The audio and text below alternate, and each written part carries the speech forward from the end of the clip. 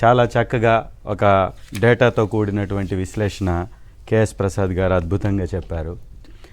నిజంగా గౌరవ ముఖ్యమంత్రి వర్యులు చెప్పినటువంటి మాటకి, వారు చెప్పినటువంటి లెక్కలకి ఒకసారి పొంతన కానీ మనం పెట్టి చూస్తే వారు చెప్పిన మాట ఈ విధంగా నిజమవుతుందా అనే విధంగా వారి విశ్లేషణ సాగింది. ఖచ్చితంగా ఈ ప్రపంచం మరొక మారు ఏపీ రాష్ట్రం వైపు చూస్తుందని జగన్ సార్ చెప్పినటువంటి మాట ఈ విధంగా నెరవేరుతుందని ఖచ్చితంగా నమ్ముతూ, మీరు ఎర్రగొండపాలెం గురించి మాట్లాడారు కాబట్టి క్లియర్గా అర్థమవుతుంది ఎంత సంక్షేమం ఈ రాష్ట్రంలో జరిగిందని చెప్పడానికి ఒక బెస్ట్ ఉదాహరణ ఎర్రగొండపాలెం. దాదాపుగా 2,06,000 ఓటర్లు ఉన్నటువంటి ఎర్రగొండపాలెం నియోజకవర్గంలో 1,86,000 మందికి లబ్ధి చేకూరింది. నిన్న ఓట్లేసినటువంటి సంఖ్యను కూడా ఒకసారి చూస్తే 1,83,000 మంది, అంటే దాదాపు లబ్ధిదారులే ఓటర్లుగా మారి ఓట్లు వేసినట్టుగా అక్కడ కనపడ్డది. చాలా చోట్ల ఎర్రగొండపాలెం నియోజకవర్గంలో గోళ్ళపాలెం, నడిగడ్డ, పిఆర్సి తాండా ఇలాంటి చోట్ల 12 అయిన తర్వాత ఈవీఎం మార్చి మరీ ఓటు వేసినటువంటి సందర్భం. తెలుగుదేశం నాయకులు, తెలుగుదేశం కార్యకర్తలు, తెలుగుదేశం పార్టీని బలంగా అభిమానించేటటువంటి ఒక కమ్యూనిటీ, కమ్మ సామాజిక వర్గం బలంగా ఉన్నటువంటి ఒక 6 ప్రాంతాలలో పెద్ద ఎత్తున గొడవలు సృష్టించారు. ఎంత గొడవలు సృష్టించారంటే, నేను పోలింగ్ బూత్లోకి వెళ్ళడానికి ప్రయత్నిస్తుంటే అడ్డుకొని వారు నా మీద దాడి చేయడానికి ముందుకు వస్తే అక్కడ 2 రౌండ్లు కాల్పులు జరిపారు ముటుకులు అనేటటువంటి ప్రాంతంలో. అంత పెద్ద ఎత్తున వారు దుర్మార్గాలకు పాల్పడ్డా కానీ ఓటరు ఎక్కడా కూడా భయపడలేదు. ఖచ్చితంగా వారు ఓటు వేసే అక్కడి నుంచి పక్కకు జరిగారు తప్ప, అర్ధరాత్రి అయిపోయినా కూడా ఓటు వేసే పక్కకు జరిగారు. అంటే ఎస్సీ, ఎస్టీ, బీసీ మైనారిటీలు ఎక్కువ ఉన్నటువంటి ప్రాంతాలలో పెద్ద ఎత్తున జగనన్న మీద అభిమానాన్ని వారు ఓటు రూపంలో చూపించారు. ఇది వాస్తవం.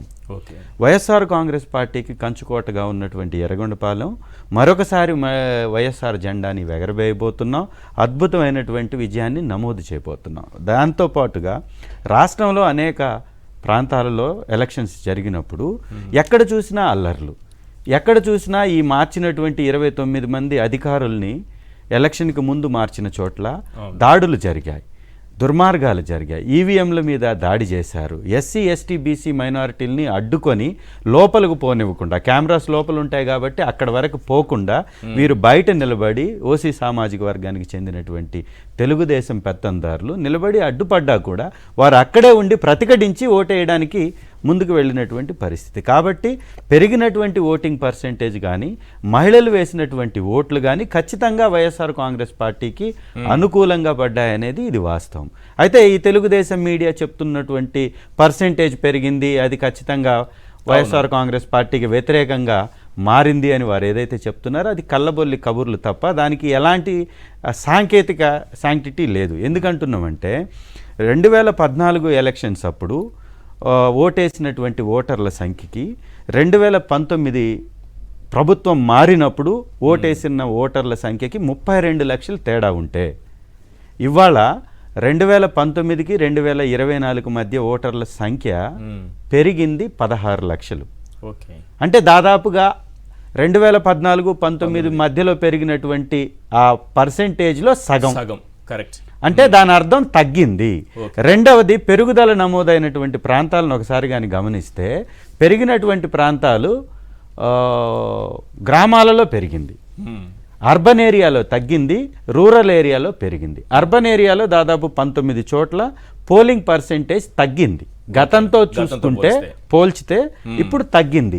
అంటే తెలుగుదేశానికి పట్టుండి లేదా వ్యతిరేక ఓటింగ్ ఉందనుకుంటున్నటువంటి ఉద్యోగస్తులు వ్యతిరేకంగా ఓట్లు వేశారని చెప్పుకునే సామాజిక వర్గాలు నివాసం ఉండే అర్బన్ ఏరియాలో ఏమో ఓటింగ్ పర్సెంటేజ్ తగ్గింది, రూరల్ ఏరియాల్లో రైతులు, పేదలు, ఎస్సీలు, బడుగులు, బలహీనులు నివసించేటటువంటి రూరల్ ప్రాంతాల్లో మాత్రం పెరుగుదల నమోదైంది. దాదాపు 67 సీట్లలో పెరుగుదల నమోదైంది. అది కూడా 2% నుంచి 2% నుంచి 7%. ఎస్, ఖచ్చితంగా ఇది వైఎస్ఆర్ కాంగ్రెస్ పార్టీకి కలిసి వచ్చేటటువంటి అంశం. పెరిగినటువంటి ఓటింగ్ పర్సెంటేజ్ మొత్తం కూడా ఈ లబ్ధిదారులు వేసినటువంటి ఓట్లుగానే చూడాలి. పెద్ద ఎత్తున హైదరాబాద్ నుంచి లేదా దూర ప్రాంతాల నుంచి వచ్చినటువంటి కూలీలు చేసుకునే వాళ్ళు ఎవరో తెలుసా సార్? వైఎస్ఆర్ అభిమానులు. తెలుగుదేశానికి ఎందుకు వేస్తారు సార్?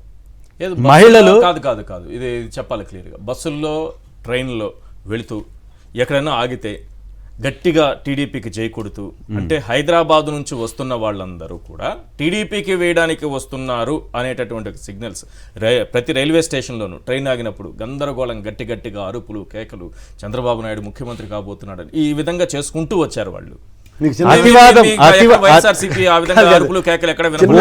ఓటర్ సార్ ఎప్పుడైనా నాకు ఆ ట్రైన్ లో ప్రయాణిస్తున్న ఒక అతను చెప్పాడు, వాళ్ళు ప్రతి సెంటర్లో ఆగుతూ ఎక్కడ ఏ స్టేషన్ దగ్గర ఆగితే అక్కడ స్టేషన్లో గట్టిగా అరుపులు, జగన్మోహన్ రెడ్డి గారిని తిట్టడము, వాళ్ళే గట్టిగా ఒక్కొక్కరు ఆయన ఇలా అంటాడు అట్లా అంటాడు ఇట్లా అంటాడు, నాశనం చేసేసాడు రాష్ట్రాన్ని, ఇట్లా గట్టిగా అరుపులు, కేకలు ట్రైన్ లో అందరూ వినేటట్టు. సార్ ఇప్పుడు ఒక చిన్న డేటా నా దగ్గర కూడా ఉంది. చంద్రబాబుకి నినాదాలు ఇచ్చుకోవడం అంటే ఈ తెలుగుదేశం పార్టీకి అనుకూలంగా ఉండేటటువంటి పచ్చ బ్యాచ్, పచ్చ మూకలు ఇక్కడ కూడా మెట్రో స్టేషన్స్ లో అల్లరి ఏ విధంగా చేశారో అలాంటి ఎవరో ఒకరు చేసిన దాన్ని వారు ఎగ్జాంపుల్ గా మీకు చెప్పారేమో కానీ ఓటర్లు పెద్ద ఎత్తున కేరింతలు కొడుతూ కేకలు వేస్తూ వచ్చే సందర్భాలు ఉంటాయా? నిజంగా పెద్ద ఎత్తున ఆయన చెప్పింది కూడా అదే, ఒక ప్లాన్డ్ గా చేసుకుంటూ వచ్చారు వాళ్ళు. ఇక్కడ నుంచి ప్రయాణించే వాళ్ళందరూ కూడా టీడీపీకి వేయడానికే వస్తున్నారు అనేటటువంటిది ఒకటి క్రియేట్ చేయడానికి పబ్లిక్ లో వాళ్ళు. సరే సార్, వాళ్ళు చెప్పింది సెటిలర్లు ఇక్కడ ఉంటే అక్కడ గుమ్మిగూడింది 1,00,000 మందే కదా రాజు. ఒక ఎగ్జాంపుల్ మా ఎర్రగొండపాలెందే చూసుకుందాం సార్. దాదాపుగా 30,000 మంది ఓటర్లు వివిధ ప్రాంతాల్లో నివసించేటటువంటి వారు ఉన్నారు. వీరందరూ కూడా పెద్ద ఎత్తున వారికై వారే ఫోన్లు చేసి వారే మాకు ట్రాన్స్పోర్టేషన్ అరేంజ్ చేయండి మేము వస్తామని వారే అడిగి ట్రాన్స్పోర్టేషన్ పెట్టించుకొని మా ద్వారా వారు కొంతమంది పెట్టుకొని వచ్చి ఓట్లు వేసి వెళ్ళారు. వేసినటువంటి ఓటర్ల నేమ్స్, వారి ఓటర్ నంబర్ ఇవన్నీ కూడా మా దగ్గర ఉంది. మరి వారే వచ్చి వారే ఓటు వేసి వైఎస్ఆర్సీపీకి వెళ్ళారు అంటే మిగతా ప్రాంతాల్లో కూడా అలాగే జరుగుంటుంది కదా. రెండవది, పొట్టకూటి కోసం బయటకు వెళ్ళేటటువంటి వారిలో ఎక్కువ శాతం మంది ఎస్సీ, ఎస్టీ, బీసీలే ఉంటారు. వీరందరికీ సంక్షేమ పథకాలు ఇక్కడ రాష్ట్రంలో లేకపోయినా అందించినటువంటి ఘనుడు జగనన్న. కాబట్టి ఈ పథకాలు అందుకున్నటువంటి వారు ఖచ్చితంగా కృతజ్ఞతతో ఓటు వేసి ఉంటారు. ఇది ఎలాంటి సందేహపడేటటువంటి అవసరం లేనటువంటి అంశం. ఒక్కొక్క కుటుంబానికి ఒక్కొక్క గ్రామంలో సార్ చూస్తే ఒక 2,000 మంది ఒక గ్రామంలో నివసించే గ్రామాన్ని చూస్తే దాదాపు 750 కుటుంబాలు ఉంటాయి. ఈ 750 కుటుంబాల్లో 700 కుటుంబాలకి లబ్ధి చేకూరుంది. దాదాపుగా ఒక్కొక్క కుటుంబానికి ఒక్కొక్క గ్రామానికి నా గ్రామంలో ఒక్కొక్క కుటుంబానికి అమ్మఒడి 15,000, చేయుత 18,500, ఆసరా 10,000, సున్నా వడ్డీ 4,000, పెన్షన్ 36,000, కౌలు రైతు భరోసా 13,500, ఎస్సీ ఎస్టీ వారికి ఇచ్చేటటువంటి విద్యుత్తుది 6,000, విద్యా కానుక 3,000, గోరుముద్ద 6,000, ఆరోగ్యం కోసం ఇచ్చేటటువంటి ఒక 15,000 రూపాయలు ఆరోగ్యశ్రీకి, వేటికి మందులకి వాటికి సంబంధించింది తీసుకుంటే మొత్తం తీసుకుంటే 1,41,000 రూపాయలు ఒక్కొక్క కుటుంబానికి సరాసరిగా లబ్ధి, తక్కువ లేకుండా దాదాపుగా ఒక గ్రామానికి 20 కోట్ల పైచిలకు లబ్ధి చేకూరినటువంటి పరిస్థితి గ్రామాల్లో ఉంది. దానికి సంబంధించినటువంటి డేటా ఇది. ఏ కుటుంబంలో వెళ్ళి చూసినా కనీసం 2 లక్షలు, 1,00,000 రూపాయలు, 5 లక్షలు పిల్లలకి విదేశీ విద్య అనేటటువంటి స్కీమ్ ద్వారా పెద్ద ఎత్తున అందుకున్న కుటుంబాలు కూడా ఎర్రగొండపాలెం నియోజకవర్గంలో ఉన్నాయి. వాటితో పాటు వైద్య కళాశాలల నిర్మాణం, పోర్టుల నిర్మాణం, అభివృద్ధితో పాటు సంక్షేమం అందించినటువంటి పార్టీగా, ప్రభుత్వంగా జగనన్నకి పెద్ద ఎత్తున మద్దతు లభించింది. ఇది వాస్తవము. అందుకే ఈ రాష్ట్రంలో జరిగేటటువంటి ఎలక్షన్ కౌంటింగ్ రోజు ఖచ్చితంగా ప్రపంచం ఆలోచించినటువంటి విధంగా, ఊహించినటువంటి విధంగా అద్భుతమైనటువంటి ఫలితాలు. వైనాట్ 175 అని మా నాయకులు ఏదైతే పిలిపించారో దానికి అనుకూలంగా రాబోతున్నాయి. పెద్ద ఎత్తున ఈ కూటమి ప్రచారం వింటున్నారా? కూటమి అధికారంలోకి వస్తున్న ప్రచారం. సార్, పచ్చ పత్రికలు పిచ్చి రాతలు నిత్యం రాస్తూనే ఉంటారు. అబద్ధాలనే అక్షరాలుగా భయపడలేదా? చాలా మంది ఫోన్లు చేస్తున్నారు. ఏంటి సార్ వాళ్ళు పేపర్ మీకు మేలు జరిగితే మీ కుటుంబానికి మంచి జరిగితే ఓటేమైనటువంటి నాయకుడిని నమ్ముతారా? మిమ్మల్ని మోసం చేసి, మిమ్మల్ని దగా చేసి, మిమ్మల్ని దోపిడీకి గురి చేసి నిత్యం అబద్ధాలు చెప్పేటటువంటి నాయకుడిని నమ్ముతారా? తెలుగుదేశం పార్టీ ప్రభుత్వ హయాంలో నాయకుల దగ్గరికి ప్రజలు పరిగెత్తేటటువంటి వారు, ఇవాళ ప్రజల దగ్గరికి నాయకులు పరిగెత్తుతున్నటువంటి పరిస్థితి. ఇలాంటి ప్రభుత్వాన్ని గతంలో ఎవరు చూడలేదు, వదులుకోవడానికి కూడా ఎవరు సిద్ధంగా లేరు. కాబట్టి జగనన్న ప్రభుత్వం మరొకసారి రాబోతుంది. ఖచ్చితంగా వైఎస్ఆర్సీపీ జెండా ఈ రాష్ట్రంలో ఎగరబోతుంది.